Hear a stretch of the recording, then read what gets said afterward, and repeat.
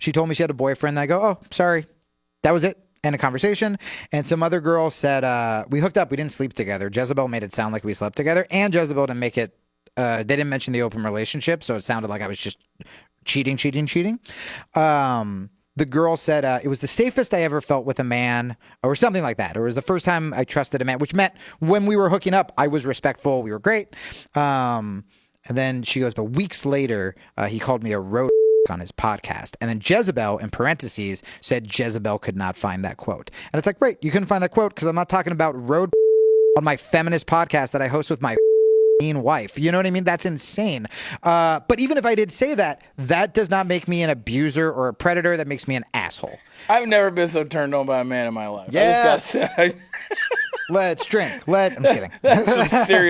That's some serious word salad right there. I love it, dude. So that was beautiful. But that was, and look, it was because I was a self-righteous asshole. Nothing I was like quote unquote accused of.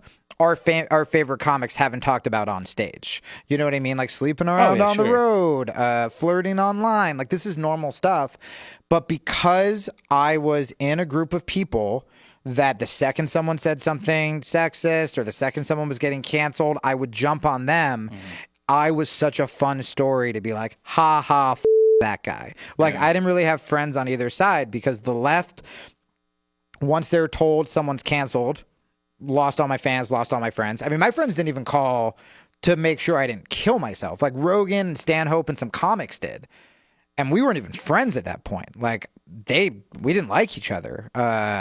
They wrote to see if I was okay, but all my like journalist friends, the ones I got on MSNBC, I mean, not that would matter if I really was a piece of shit or if I like assaulted someone, but the people who were only there when they needed something, I mean, no one was even like, yo, are you alive? Or like, is that stuff true? Or anything like that. They kind of got their progressive marching orders. They're like, this dude's gone.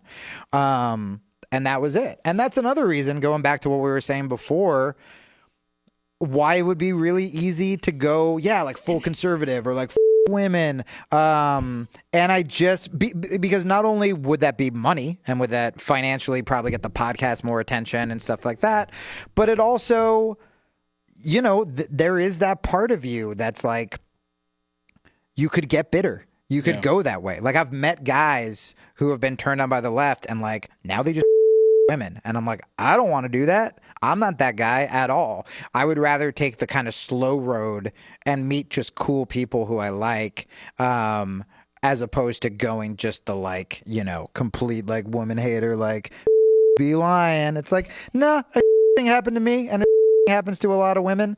Yeah. You know, it is what it is.